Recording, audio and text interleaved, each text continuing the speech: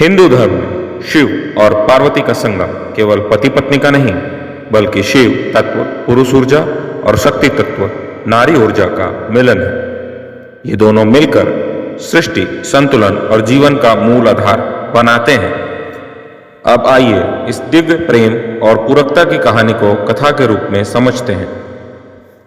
शिव कैलाश पर्वत पर ध्यानस्थ हैं।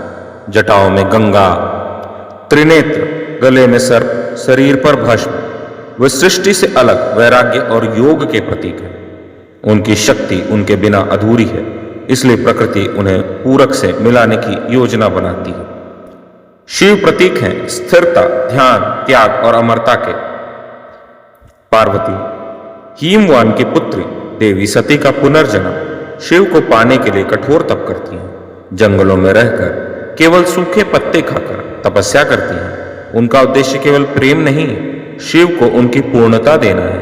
पार्वती प्रतीक हैं भक्ति, शक्ति, प्रेम और सृजन की। शिव पहले पार्वती के प्रेम को ठुकरा देते हैं। कहते हैं, मैं सन्यासी हूं, विवाह मेरे लिए नहीं है। लेकिन पार्वती की अटल श्रद्धा और तपस्या से उनका हृदय पिघलता है। वे समझते हैं शक्ति के बिना शिव अधूरे हैं। यहां शिव को एहसास होता है कि शक्ति के बिना शिव केवल शव हैं।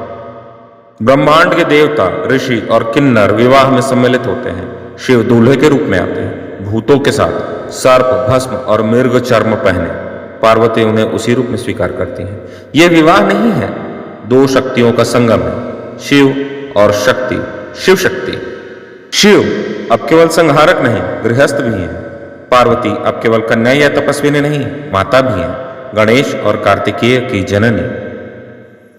दोनों मिलकर संसार के संतुलन को बनाए रखते हैं। शिव चेतना, पार्वती ऊर्जा। जहां शिव मौन है वहां पार्वती वाणी है। जहां शिव ध्यान है वहां पार्वती क्रिया है। शिव और पार्वती की कहानी हमें सिखाती है कि पुरुष और स्त्री तो अलग नहीं, बल्कि एक ही तत्व के दो रूप हैं। दोनों एक दूसरे के बिना अधूरे हैं, लेकिन साथ में पूर्ण। जब योग और भक्ति मिलते हैं तभी आध्यात्मिकता पूर्ण होती है।